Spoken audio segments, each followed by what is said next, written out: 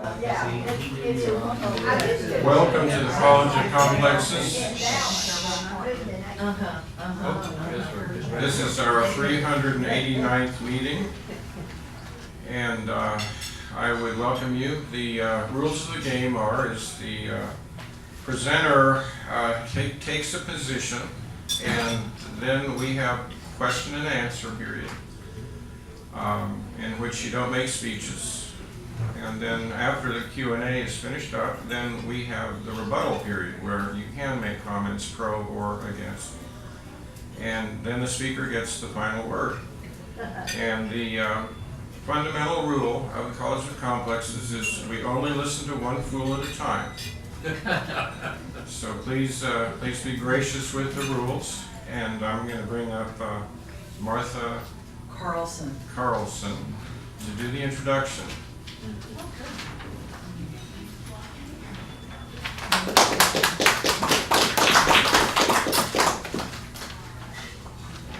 I'm representing Tom tonight. I'm from Texas though. So we're privileged tonight, and this is going to work along with what I'm going to present here in December. And we're privileged to hear from U.S. congressional candidate Roland Rangel. The Heist, how corporation hijacked America. I think that's a timely thing. It's very timely. We see this every day. You can't even keep up with it. It's so ongoing. If you read it, it's on Facebook. It's even on people that don't want it out. It's everywhere in your face. We're very privileged. So he's going to discuss how corporate lobbyists quietly control our nation's government. I personally lived in Washington, D.C. on and off for about 15 years. The FDA, which I saw ongoing, that's something I know more intimately than anything. The money is incredible that goes back and forth. Also here in Texas, the insurance boards, that's incredible to watch here. Again, we're very privileged to have you. Thank you for being here and spending your time with us. Yeah, thanks for having me. Guess that was my cue, huh?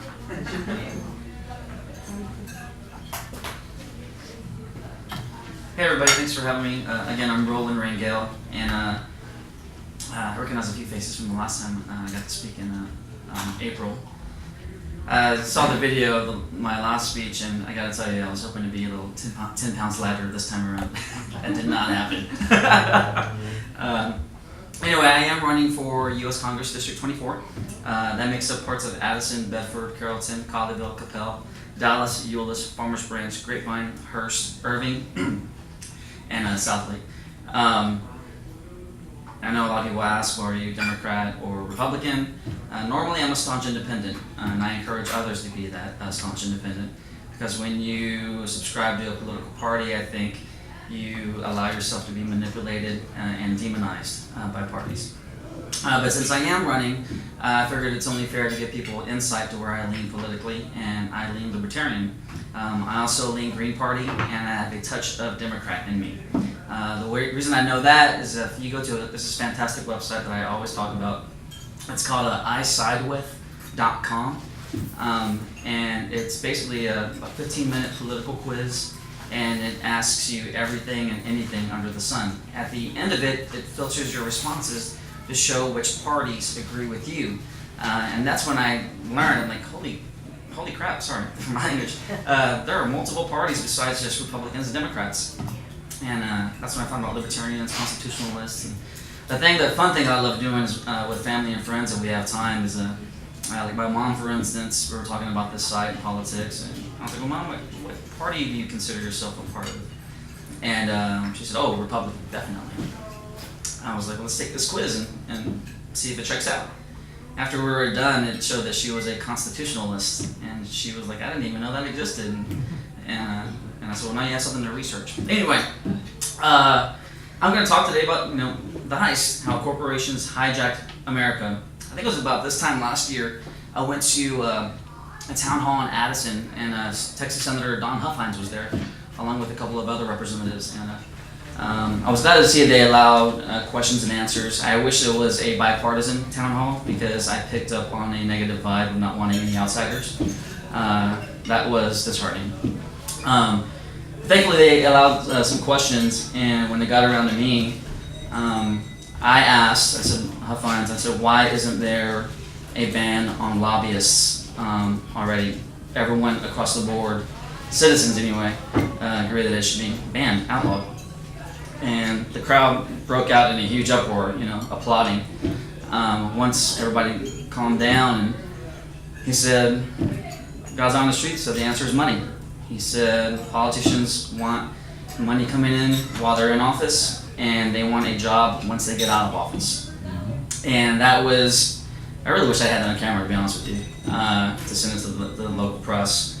In 1974, only 3% of U.S. senators and representatives became lobbyists. Today, half of Congress and 42% of the Senate become lobbyists for the same firms who lobbied them while they were in office. Often they receive 5 times their salary from those firms once they become lobbyists from them. You're a representative, you make 6 figures. Why do you, in my mind, why do you need more than that? If you earn it honestly, I have no problem with wealth. If you're cheating taxpayers to get it, that is infuriating.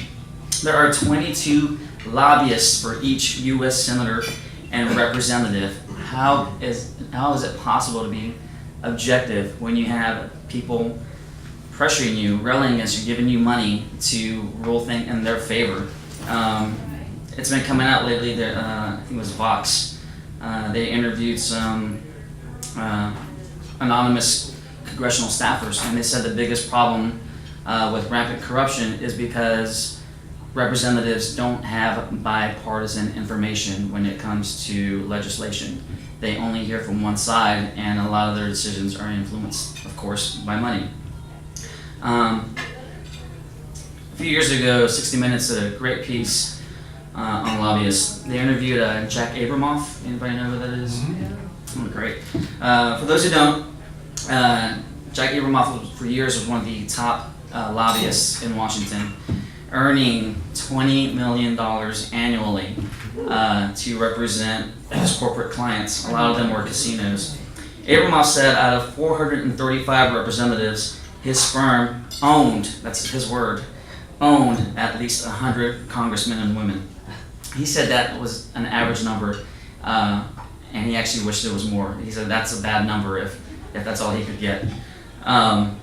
He said they would purposely craft bills using language that was obscure, confusing, and uninformative. They did that on purpose, but it was so precise that they were still able to change code.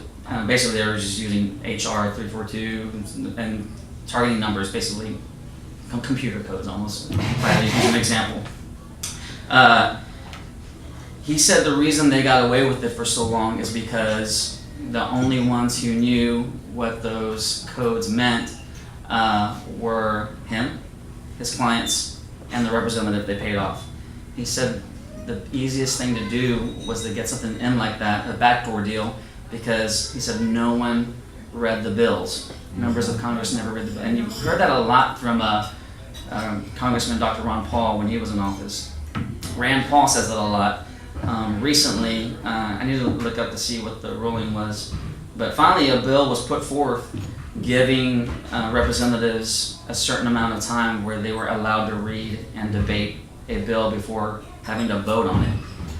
In my mind, not only that, limit the page numbers of bills. As simple as that is, limit it, get rid of the legalese, and give them enough time to discuss it and what its ramifications would be.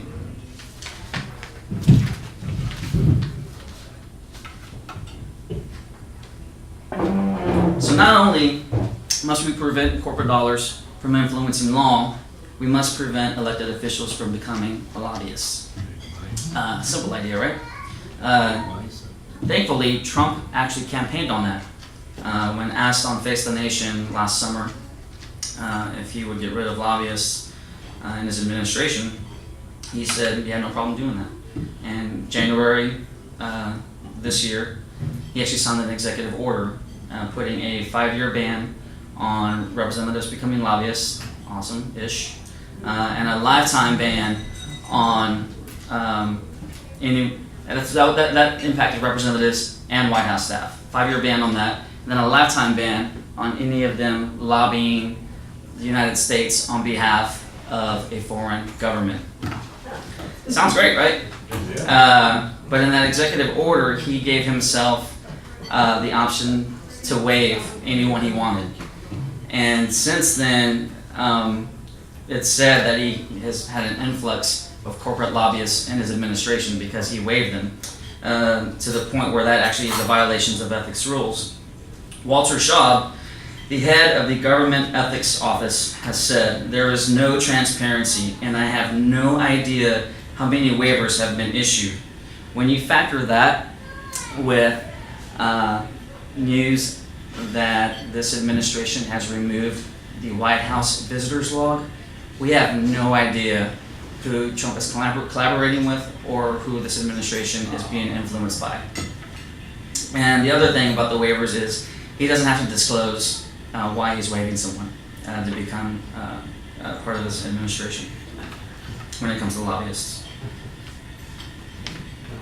And something also I've noticed is, and I've seen it kind of an uproar, is Trump appointing people who once railed against certain agencies.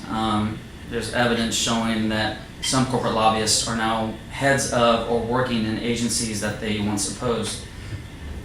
For instance, the EPA, the Environmental Protection Agency. Scott Pruitt is the new head of that. Before, he was the Oklahoma Attorney General, whose campaigns were largely financed by the fossil fuel industry. Now it's on record that he actually meets with them pretty regularly, now that he's head of the EPA. He's gone on record to confirm that his goal is to dismantle the EPA, which I think partially that's a good thing. I'll get to that in a second. But what we're seeing along with that is that the EPA has partnered with the Smart Sectors program. And just a little bit about Scott Pruitt real quick. He was the leading advocate against the EPA while he was the Attorney General. He actually sued that government agency 14 times. Now that he's the head of it, he's partnered with the Smart Sectors program, which is basically industry lobbyists from mining industry, energy extraction, aerospace, agriculture, concrete production, chemical manufacturing, and power generation. Now, I'd like to think that these industries are working together with the EPA and putting our planet first, putting citizens first. But since it was, the news story broke that Scott Pruitt installed a $25,000 sound booth to make sure their conversations were private and not being overheard, it makes me question their motives. But since he said he wants to dismantle the EPA, here's one reason why I think it's a good idea. If corporate lobbyists are going to control this agency, then why even have it? They've already shown themselves to be incompetent and ineffective. We still have oil spills. In Wyoming, it is now illegal to collect evidence of corporate pollution. Despite national protests, the Dakota Access Pipeline was still forced through, which quickly led to another oil spill. Go figure, that's what everyone was telling me. Water toxicity is still rampant in Flint, Michigan since 2014. California's groundwater aquifers have been polluted by billions of gallons of wastewater from oil and fracking companies. 6 West Coast cities, including Portland and Seattle, have sued Monsanto, the world's biggest developer of genetically modified foods, for polluting their rivers with PCB, which is known to cause cancer. Again, if the EPA is going to be a tool of corporate lobbyists, maybe it's time to consider getting rid of it. Bigger government usually means bigger problems. Can I get an amen? Amen. And I'm sorry, I'm going to throw a lot of information at you guys. Hopefully, I'll be honest with you, when I started researching this, like a lot of this stuff I kind of knew already, but when I started doing the research, it was like a rabbit hole of information. It's like, oh my God, like, it's so frustrating. What's that? It never ends, yeah. Doesn't mean it can't though. So just to give I mentioned Monsanto, just a little history on them. They were deregulated by George H. Bush, excuse me. And since then, they've become the biggest developer of biotech seeds. Now, I know there's science on both sides. One of those is pseudoscience. Some say that they're completely fine and harmless. Others say otherwise. But statistically, according to Consumer Reports, the large portion of our population, over 90%, say they at least want genetically modified foods to be labeled. That is something that Barack Obama actually agreed with, and he campaigned on until corporate dollars came in. Once elected in office, he actually appointed Monsanto's vice president as the head of the Federal Drug Administration. And not only did he do that, he actually signed a bill into law protecting GMO companies from having to be label their foods, just when states were starting to push legislation that they had to label it. So what the citizens wanted, they did not get because of GMO lobby. And not only that, they were putting ballot measures against, they were putting advertising against these ballot measures in these states to get their own outcome. On a related note, last year the Food and Drug Administration actually said that Frosted Flakes cereal is healthier than avocados.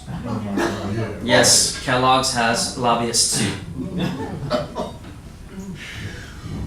Speaking of corporate lobbyist coalitions, the American Legislative Exchange Council, otherwise known as ALEC, is made up of corporations that not only write bills, but they also have an equal vote with elected officials on what becomes law. That is scary.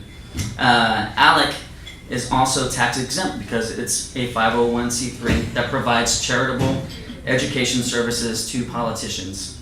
If you ever get a chance, Google ALEC, A-L-E-C, undercover report. There's a news station out of Savannah, Georgia, where they went to a resort and man, they pulled out all the security came out and he's like, you have to get out of here. And the press is like, well, we have a right to be here because if there are politicians here, elected officials, we have a right. And anyway, it turns to a big melee. In short, though, someone who used to work for ALEC actually came out and said ALEC is actually a bill mill where laws are written by corporations. All a representative really has to, they actually showed a side-by-side comparison where all a senator or a representative has to do is fill in the blank. So enter your state here, enter your name here, and voila, that corporation has gotten their bill passed. So I know what you're thinking. There's no identity, it's just corporations, it's a generalization, it could be anybody. Well, here are some of the companies that have come and gone as being a part of ALEC. Coca-Cola, Anheuser-Busch, AOL, Bank of America, Amazon, American Express, AT&T, which, by the way, in 2016, AT&T spent $16.3 million lobbying Congress. In return, they received an effective tax rate of 8.1%. It's worth noting that the average American family pays 29.8% income tax. The list continues. Walmart, Apple, ExxonMobil, Aflac, Pfizer, Kraft Foods, Koch Industries, Johnson & Johnson, just to name a few. Wow, that's a lot. It's a mouthful. Well, when I was researching this, they kind of gave me insight on like profitability and what these companies are doing to increase their revenue. But when I started researching this a little bit more in depth, I started to see how corporate lobbyists are really beginning to have a negative impact on our freedom and on our health. America is only 5% of the world's population, but America has 25% of the prison population. In short, we're not free. Because of the for-profit prison industry and bail bonds companies. A few years ago, my daytime job right now is like I work in social media, marketing, doing advertising and stuff like that. And I got asked to come interview for a bail bonds company. And I was like, okay, good salary. So I went to go meet with them, and the interview went great. But over the course of the interview, 3 separate times they asked me, "Are you sure you'd be okay working with a bail bonds company, and what we do?" The second time they asked it, I was like, "Why are they asking that again?" The third time they asked it, I was like, maybe I should do some research before I come in for the second interview. What I found was the bail bonds industry has stockholders. What does that mean? They need profit. What does that mean? They need people arrested. And so I turned down the job. They offered it to me. I was like, I can't be a part of this for moral reasons. And plus, I want to run for Congress one day. And so it kind of showed me how higher bail and the for-profit prison industry begins to have an impact on our freedom, namely when it comes to nonviolent crimes and addiction. Now, I know some people may be in favor of the war on drugs, which I understand that, but something to consider. I think sometimes American leadership is bullheaded and thinks they have the answer to everything without looking at other real-world examples of where we can learn things. In this case, I would bring up Portugal. I think it's been 15 years now. They decriminalized all drugs. If you are caught in possession of drugs, you are sent before a panel for an evaluation, and they determine whether you have an addiction problem or if you're a recreational user. If you're a recreational user, they'll let you go. If it's within a certain amount that you have or caught carrying. If you have an addiction problem, they don't send you to prison. They send you to rehab. Something you would do for a family member or a friend. Something I have done for friends. That's where I think our country should lean towards, is helping others get better, because stats already show people who go to prison for nonviolent crimes or drug abuse, the problem worsens. That brings me back to Bill Clinton. Bill Clinton admitted that he regrets signing the mandatory minimum bill into law. 3 strikes you're out means you serve life in prison. That is great for profit if you are a for-profit prison. That's great for bail, I guess, too. It's frightening to think that there are corporate lobbyists to rid personal freedoms because of nonviolent crimes and addiction problems. Since the 3 strikes rule became law, 79% of life sentences are from drug offenses. That is a lot of revenue. But guess what? Those aren't the only 2 industries that profit from prisoners. Prison labor is the new slave labor. There are multiple industries and corporations that thrive on prison labor. Breaks my heart, really. These corporations include, and aren't limited to, Whole Foods, McDonald's, Walmart, Victoria's Secret, AT&T, British Petroleum, Wendy's, Verizon, Pepsi, and Shell, just to name a few. All profiting from imprisoning citizens who need medical help, medical attention. Recently, Louisiana Sheriff Steve Prater opposed releasing inmates under criminal justice reform. This is actually a few weeks ago. I want to say like 3 weeks ago. He said it's important to keep good prisoners incarcerated to perform money-saving menial labor. Here's this quote. "It's a necessary evil to keep the doors open. The ones that you can work, that's the ones that can pick up trash, the work release programs. They're releasing some good ones that we use every day to wash cars, to change oil in our cars, to cook in kitchens, to do all that where we can save money." End quote. It's worth noting that Louisiana has been deemed the prison capital of the United States because they imprison more citizens than any other state. They got weird laws. Sorry? They got weird laws. So that's how corporate lobbyists affect our freedom. Here's how they impact our health. The pharmaceutical and healthcare insurance industries consistently stifle competition in order to control the healthcare market. Corporatism ruins capitalism, and it limits the free market. That's the whole purpose of corporate lobbying.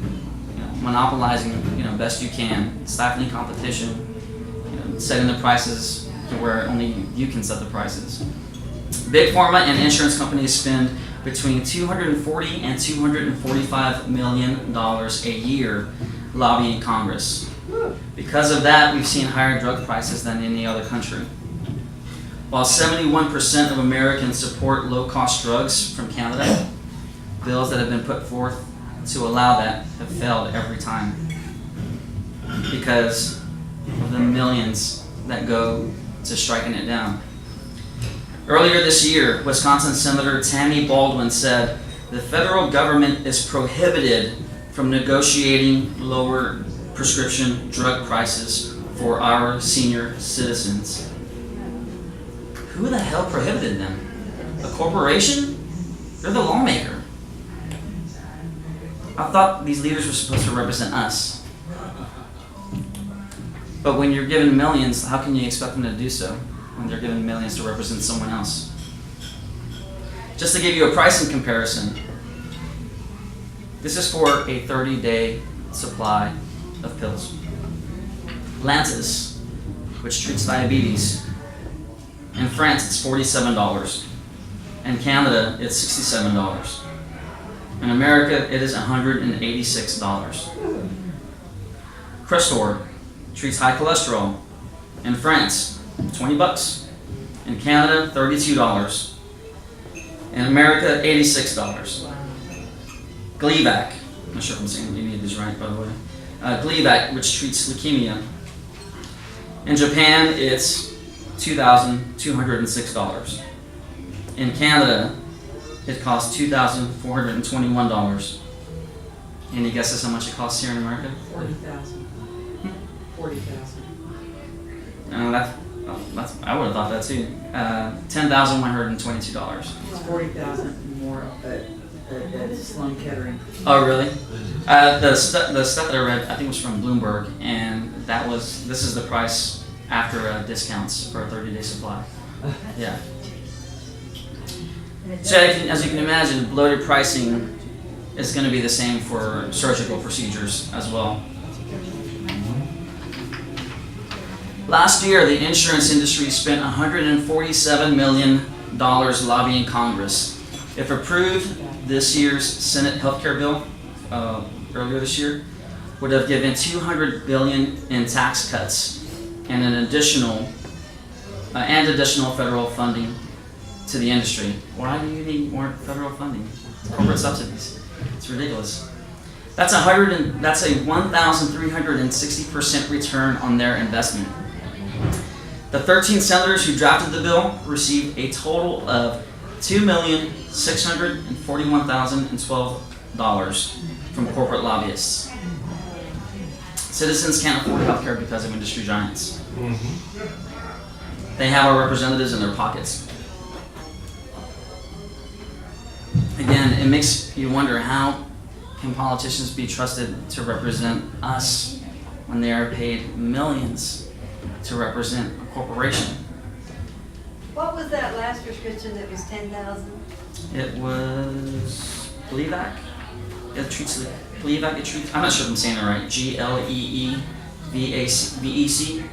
It treats leukemia. It was 40,000 last year. Sorry. It was. No. Thanks for the heads up. Again, the numbers I read were after discounts, which I don't remember what discounts they were. If our current leaders won't stand against corruption, for our sake and for the sake of future generations, we need to elect officials who will. This week I came across two interviews and articles. Not only are corporate lobbyists influencing legislation, but they're paying for who becomes a representative.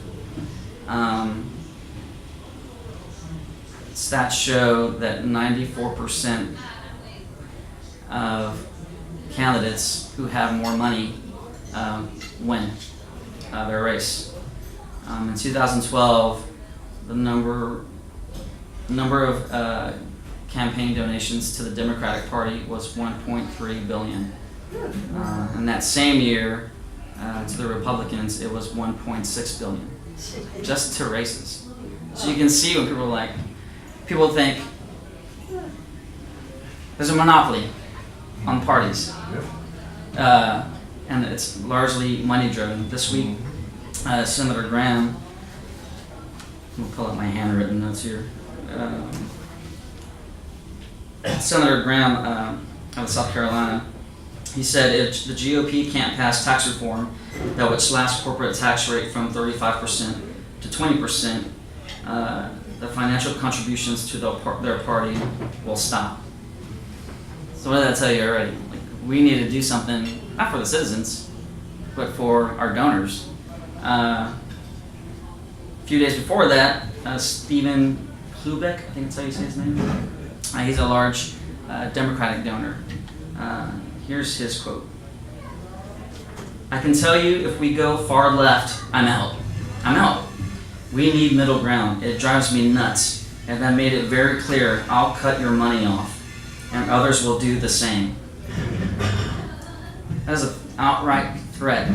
And then you have, on the other side, Graham saying, we're going to lose money. You make 6 figures a year. Live within your means. You're forcing citizens to do the same. Why can't you? They're special. They're special.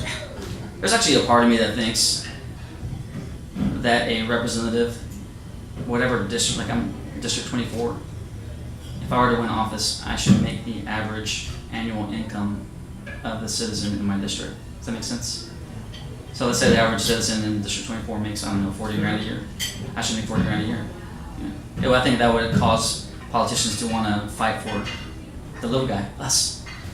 That was a side note. But I know for me, talking about this corporate subsidies and corporate lobbyists and them deciding who wins campaigns or races, I never like taking money, even in personal life, and especially when it comes to this. I'm running for Congress, and I've had people ask me, where can we donate or how can we donate? I don't want people's hard-earned money. To me, if you want to support this campaign, which, if you want to learn more, facebook.com/sendme-to-Congress.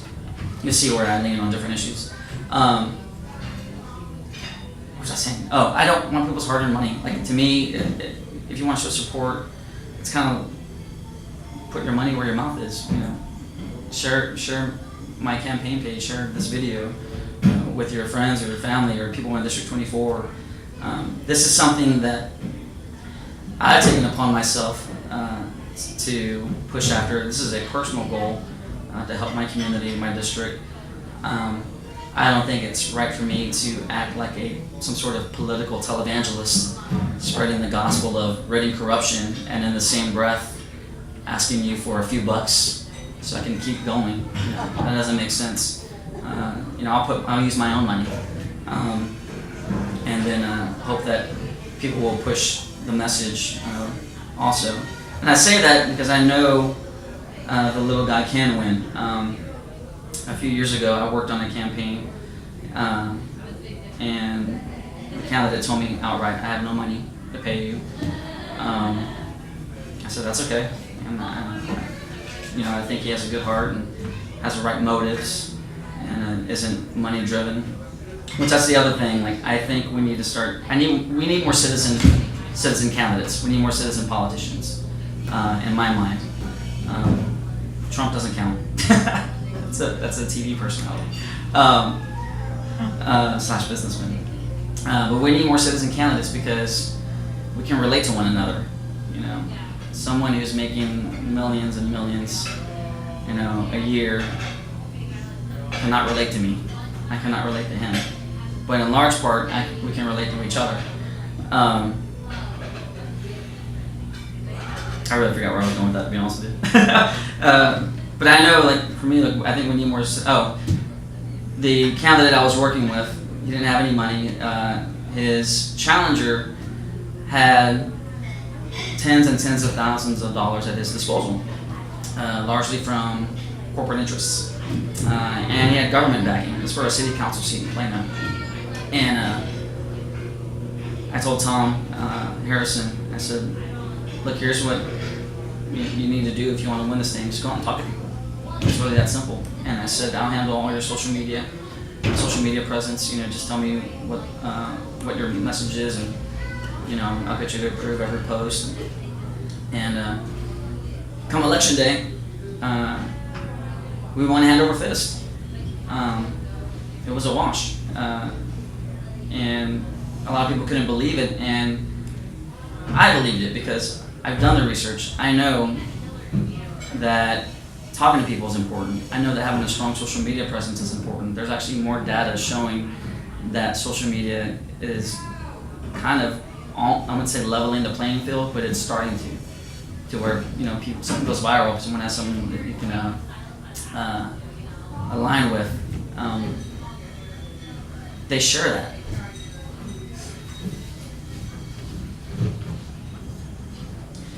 So in short, in summary, when it comes to the corporate lobbyists, I know what I think a lot of people want to do is get rid of them. But there are lobbyists for nonprofits that can't be forgotten as well.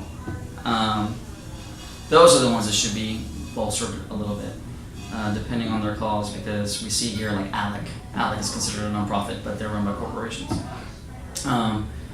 So going forward, I am making it my effort, my campaign message, I guess, would be that I want to introduce legislation that's going to, at the very least, ban lobbyist money from getting into the hands of political parties. You want to lobby all you want, but you can't give any money.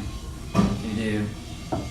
And that's the other thing that Jack Abramoff said, that all these lobby reforms that are being put forward, his words that they're fake reforms, they're faux reforms, because these laws are being enacted by the same politicians who take advantage of the corrupt system. So what did that tell you? You need to switch them out. Get rid of them. Anyway, thanks a lot, guys. I'm Roland Rangel. Facebook.com/sendme2Congress. Thanks. What was it? Questions? Okay, now we have the Q&A period, folks. Anyone have a question for Roland? And if you guys just want to weigh in. That's in the. Oh, that's right. Yeah. Sorry about that. Are you aware there's a 93-year-old man that just won mayor that went door to door? Get out. Where? No, I'm not aware. Where? World War II up in New Jersey? New Jersey won. That's awesome. Yeah, he went door to door. I don't think he had a Facebook page. Really? He went to every household in his district, and he won. That's awesome. So Hopefully he has right ideals too. yeah, he Yeah. did. Awesome. He said he wanted something different. That's really cool. Yeah, for sure. Never put limits on people. Oh, just for curiosity, what is your religion? Me, I grew up in a Christian household. Personally, I don't talk about that too much. I like to live my faith, hopefully show it, instead of cramming my beliefs down people's throat. Thankfully, I don't want to get too heavy, but yeah, I do believe. I don't like calling myself Christian though, because my faith is personal and my relationship is personal with the Lord. And sometimes I think Christians have given themselves a bad name. Some Christians have. Not all Christians are bad. Not all politicians are bad, just most of them.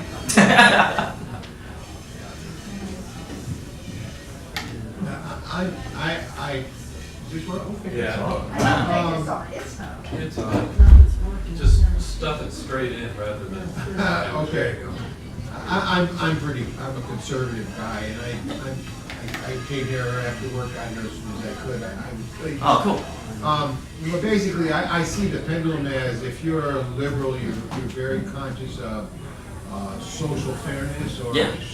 and if you're conservative, you're really kind of into the importance of government is to protect your personal liberty. So, Yeah. so I kind of see this one kind of battling with the other, and everybody draws that line someplace. Right. So in my mind, if you make sure everybody's taken care of, a lot of times that means you're taking away my personal liberty. Right.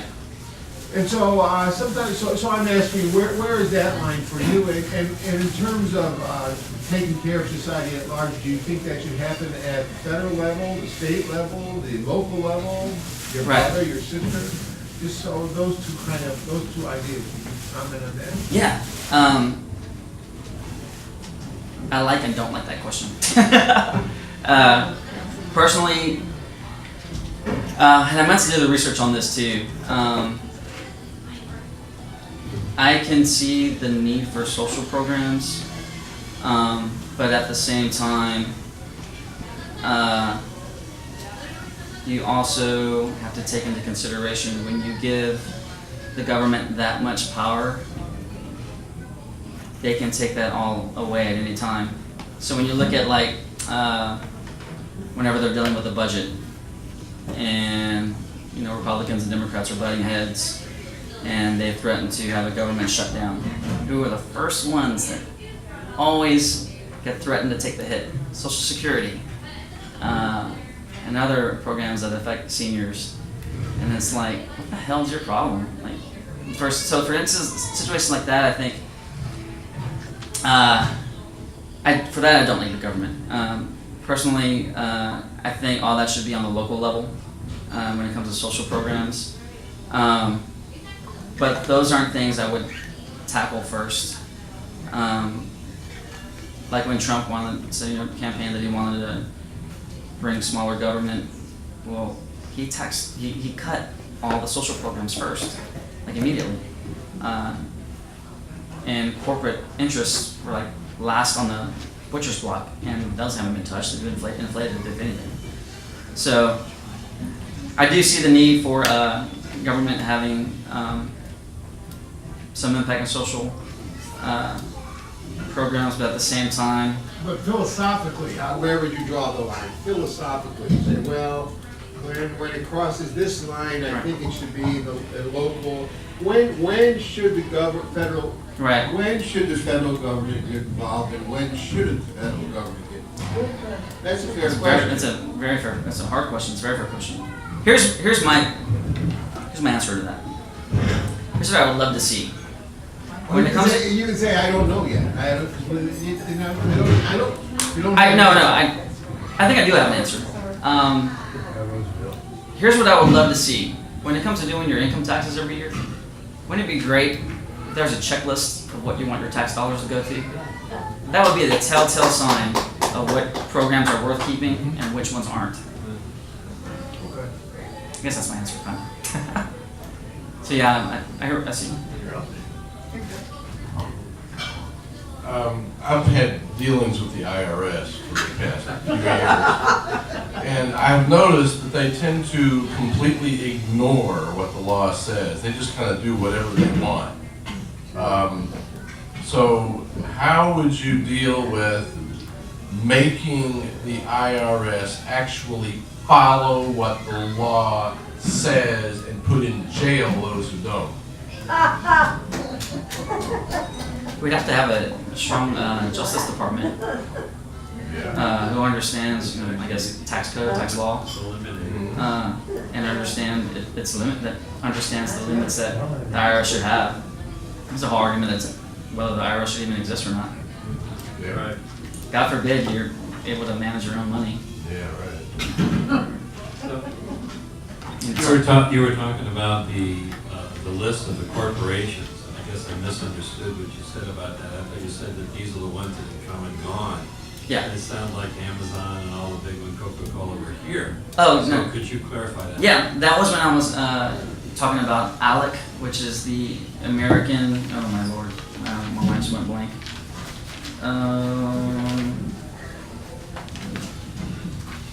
The American Legislative Exchange Council, and it's a conglomerate of corporations that it's a bill mill. This is where corporations write bills, and they basically outright pay representatives to put them into law. And the corporations that I mentioned were those that have come and gone from ALEC. So basically, they got what they wanted, and now they're out. Thank you. That sort of thing. Were you at the big ALEC protest here in Dallas about a year ago? No, that was here. There was a big one here, yeah. ALEC was having a meeting here, and I guess there was a whole other meeting going on protesting ALEC, and a number of speakers. How was it a decent size protest? I'm still trying to figure out where I've seen you before, but I was thinking maybe that was where I did. Oh. But there I were wish I knew about it. several hundred people there, yeah. Oh, that's good. I'm always glad about protests like that. Protests like that where people are aware of things like when the Dakota Access Pipeline protest was going on. I loved seeing a huge collection of Dallasites, or I guess people from Metroplex, at the Energy Transfers building, because they're the ones behind that build. Sorry. Do we have any more questions? Okay, I think that question on the IRS, I shut everybody else up. Killed the incentive. So I guess now we move on to the rebuttal period where people get to speak their mind, and you get to sit down for a while. Awesome. Thanks. Thank you.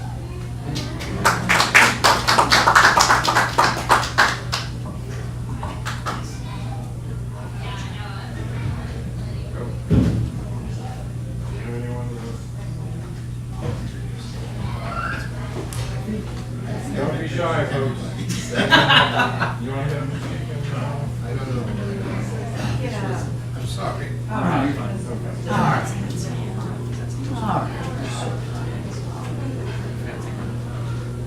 First of all, I'd like to see a shorter election period. I mean, it goes forever. I got tired of listening to Hillary. I got tired of listening to Trump. I certainly got tired of listening to Mitt Romney. I mean, I would like to have 3 major debates. I would like not to see a $1 billion election cycle. I'd like to see you get $3 million each side, period. You get 3 national commercials. That's it. That's it. You can be on Facebook as much as you want to be, as long as anybody wants to read it, and that's it. You can do this for, let's say 90 days, and then we go to elections. Wouldn't that be wonderful? Yeah, good. And I mean, and give us the intelligence that some of us keep up on a daily basis, some of us maybe even a weekly basis, that we do care about our country, and that we're not stupid, and I actually read more than one news source, newspapers, and I read more than one media source, and also when Hillary, the amount of money that was spent, and then also I am just flabbergasted that some former secret agent from the British Crown is jobbing out that Trump got urinated in Russia in a hotel room. I mean, I've been reading all this stuff. It's unbelievable. 3 commercials, 90-day cycle, $3 million can only be spent. Can't we just go to that way? And I've got to think that the rest of the world watches the United States elections, and other than watching elections in a dictatorial country, that we're just a farce to the people. You know, and also, I will tell you this, if you do, and I hope you do get to go to Washington, you just wait to see how much money it costs to live in Washington DC. It is expensive. And then also, where does the money go when you get donated all this money? Is that your retirement fund for these people? I think we get to keep it. You get to keep it? Yeah. I might, if I didn't have, like, you know, at a certain point in my life, I wonder, why is it 40 years later, all of a sudden the last month before I get elected, all of a sudden my dirty laundry comes out? Where does this stuff come from? Do you worry about that? I mean, I don't think I have anything. I'm thinking that, I'm gonna think about somebody They I, can make stuff up. I'm not That's running. true too. yeah, like I'd want that, Yeah. yeah, like I'd want that, yeah. So anyway, that's just my, couldn't we have a shorter election cycle? A limited amount of money that can only be spent and only so many commercials, and that's it.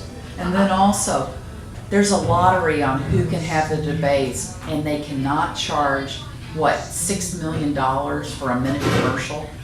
You know, in between, there's no commercials during the debates. No breaks, no commercials, no bathroom breaks, 30 minutes, period. You know what I mean? Did you think the debates were worthwhile? I thought they were. You know, this is the thing, I think the questions, you know, what was it, Martha Radner? I listened to all of them. I was sitting there, and then also, I thought they were not objective. Some of the questions were not objective. I thought they were not in the best interest. I think they should have even a hat with questions, that they just pull it out. They're not preconceived. You know what I mean? Where it's like, and then, how about they just have a pool of questions and they pull them out. You know, I am tired of journalists determining what I think and how they ask questions. How about a pool of questions and it's just off the cuff? I'm tired of the preppers. You know what I mean? All the preppers that they line up. How about something spontaneous? That's my thoughts about the election process.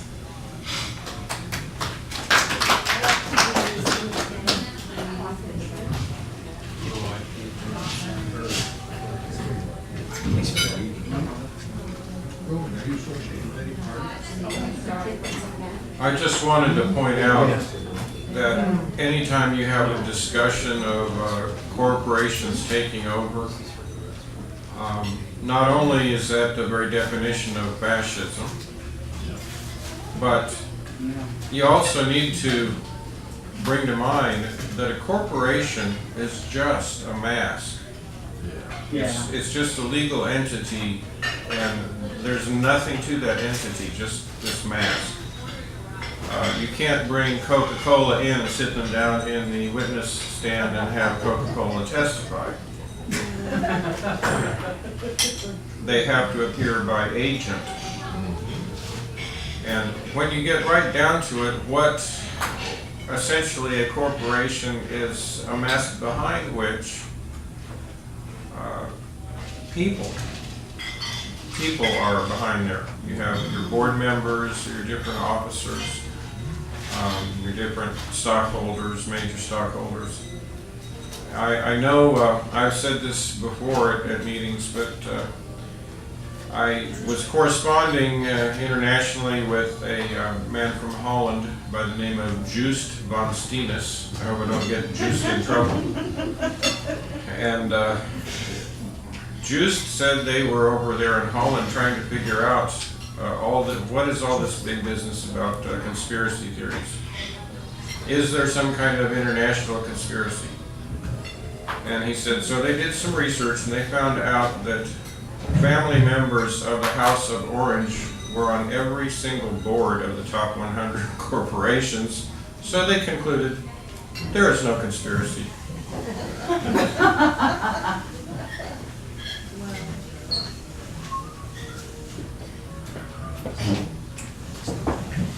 You know, we've been dealing with this for a long time, and lately, over the past probably 20 or 30 years, we've become more and more aware of how thoroughly we're being screwed.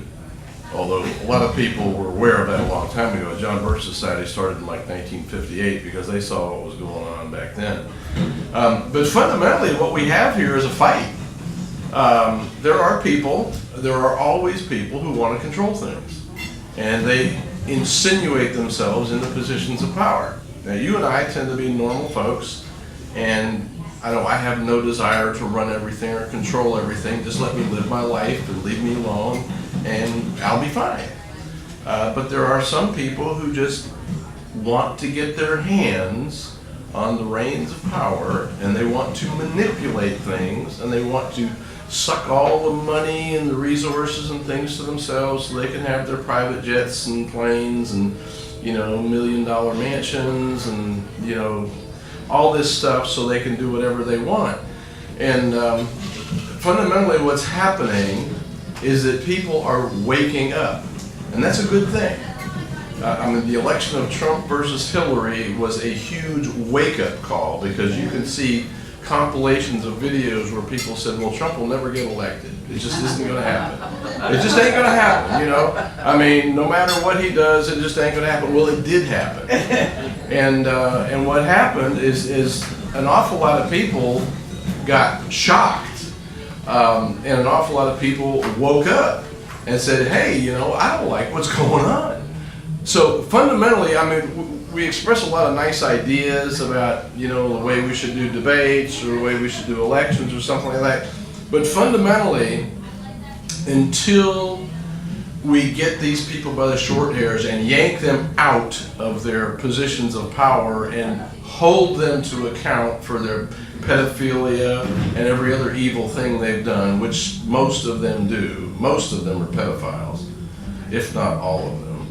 I've even heard someone on a talk show who used to be one of the little boys that they abused, and the host asked him, how many of our congressmen and senators are pedophiles? And he said, out of the Senate, the House, and the judiciary, and the government in general, 70%.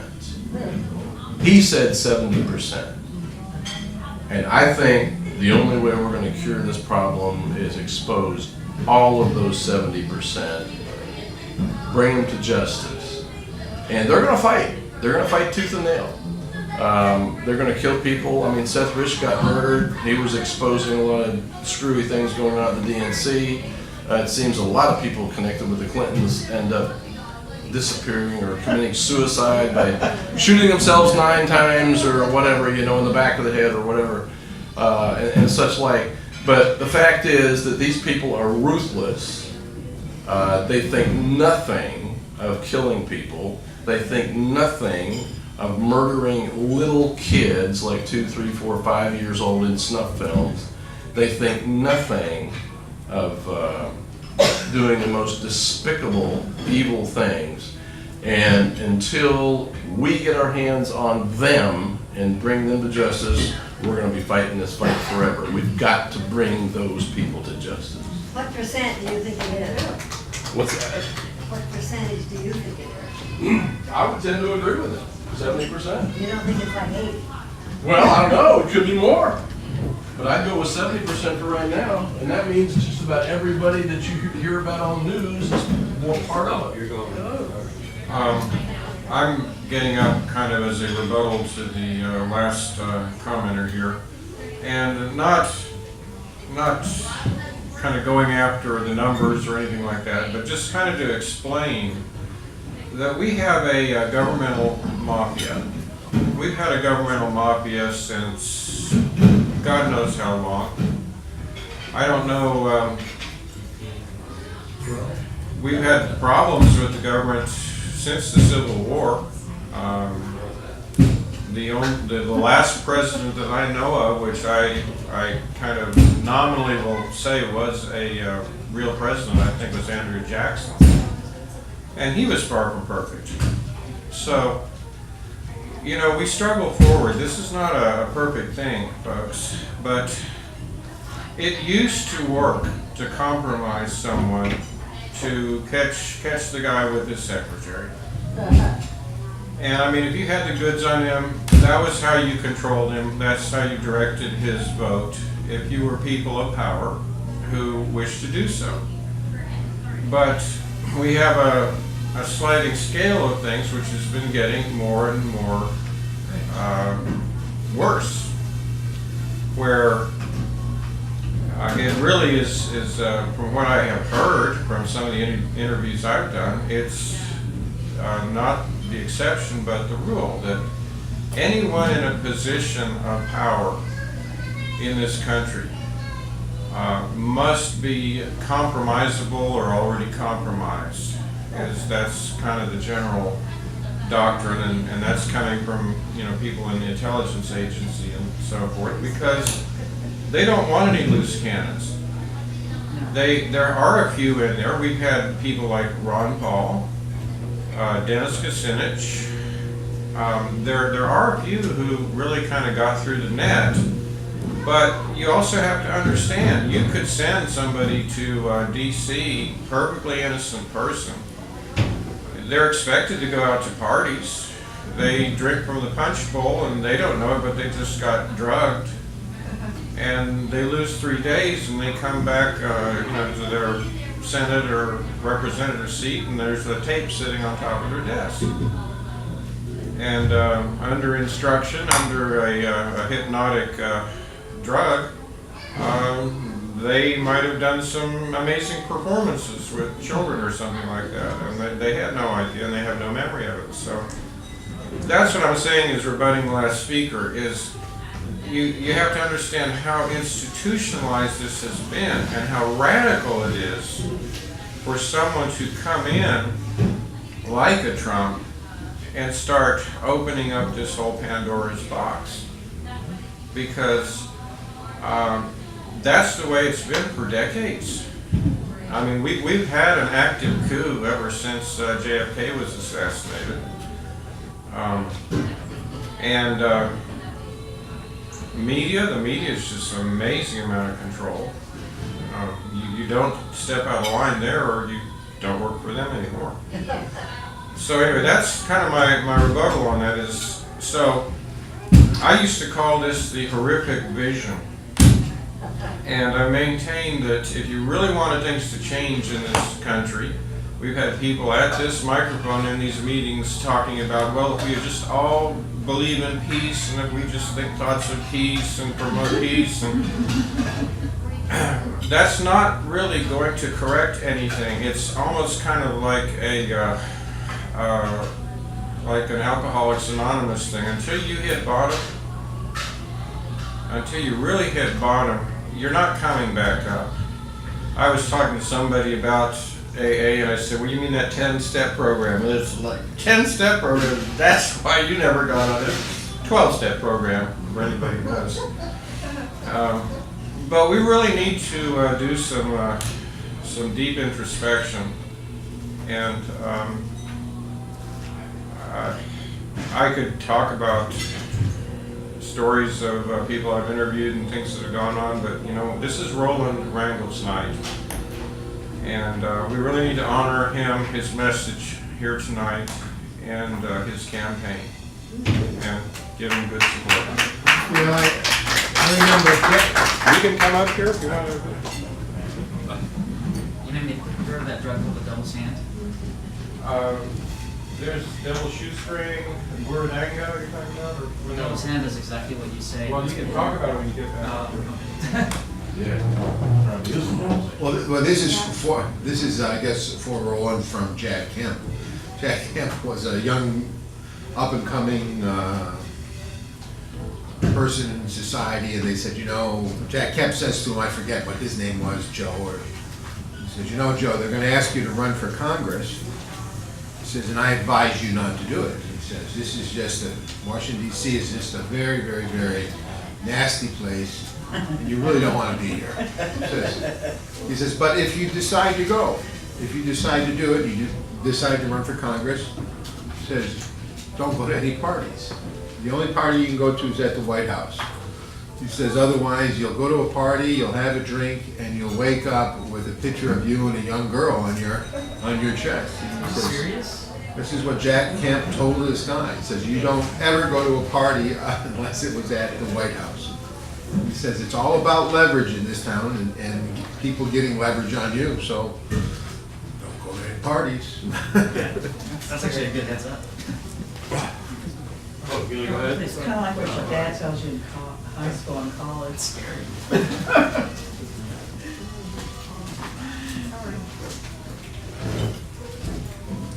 Well, I guess I was an idealist and still am. My philosophy of life is grass always grows in the cracks. So you can pave the world if you want to, and we're going to find, the power of the inalienable power of life is going to come out. It's going to grow. And to that end, commenting on what you're saying before about works versus prayer, I think prayer is where it's at. And if we don't believe in peace and we don't hold that as a focus, we're going to lose it, because we can get into this crap and try to fight it, and we're out. So I want to quote something that came out of Zeffirelli's film, Brother, Sun, Sister, Moon. Have you ever seen that movie? Oh man, if you haven't seen that movie, you should see it. It's about the story of St. Francis. So here he is, rebuilding the little church, okay? And it's raining and it's winter time, and all they got is these thin little claws and maybe a little bit of cup of some hot stuff. Who even knows what it is? So they're kind of miserable out there. And one of the guys who looked like me, a weightlifter, was putting these big rocks in place, and he says, Brother Francis, can't we just pray about this? He says, brother, prayer is where it's at. Prayer is going to make it work, but works are faster.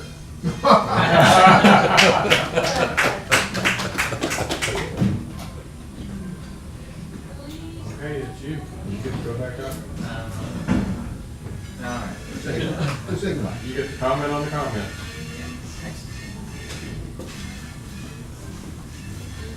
You guys made me think of a few things. I didn't want to interrupt you when you were up here, but I'm with you guys. I believe in prayer, but I also believe in action. I think when you put the two together, you're on the right track. You had mentioned give you a drug, and then next thing you know, there's a video, and you don't remember doing whatever illicit act. There is a drug called the Devil's Hand, and I had read about it I think a couple of years ago. I guess it's fairly new, but it's gaining, I wouldn't say popularity, but it's gaining traction. Basically, from what I've read, like on Vice News, is it's a powder that you can blow into someone's face and it immediately puts them in a trance, but they're still coherent, but you can basically give them any command and they do it. And they interviewed this one victim who was robbed and went down to his doorman. He was like, I've been robbed and robbed. And he was like, no, you had some friends that you said were helping you move and get all your stuff out. And then there's also surveillance footage of him at the bank, like with clearing out his account and giving that money to his friends. So it's like, oh wow, this drug exists. Who knows what sort of evil it's being used for? But when you said that, it reminded me of that. And speaking to the pedophilia thing, that's alarming in itself. It wasn't until a few years ago that I met this woman who I'm not sure if it's still operating, but she worked at stcnow.org, and that's Stop Child Trafficking now.org. And I didn't realize how much of an issue child trafficking is here in the States. It was alarming. And since then, I guess over the last year or two, you've been hearing more of like these rings. Again, all we have are, in my mind, accusations and victims' stories. I hope to God it's not true, but I wouldn't put it past. Evil's always out there. People are always thinking of new ways to be evil. But one of you guys commented on a little boy who said 70% of or whatever of representatives. That made me think, if you get a chance to look it up, Dr. Phil interviewed this woman. I think now she's in her mid-20s, maybe late 20s. And she is an escaped victim. She said her own mother sold her to a sex trafficker when she was a baby, an infant. And all she had known her whole life was her master. And she said she was literally there since a young age for sex. And she said you would be shocked at the amount of elites in this country who operate in these rings. You know, she didn't mention names, but she mentioned elected officials and military officials, along with celebrities. And it floored me and broke my heart. And what made me think it was even more real is, I want to say, I don't remember if it was this year or late last year. Again, if you get a chance to look it up, in Washington, D.C., the chief of police, in regards to a growing number of missing girls, I think the number hit 500 over the course of 2 weeks. His response to that was, keep your kids inside.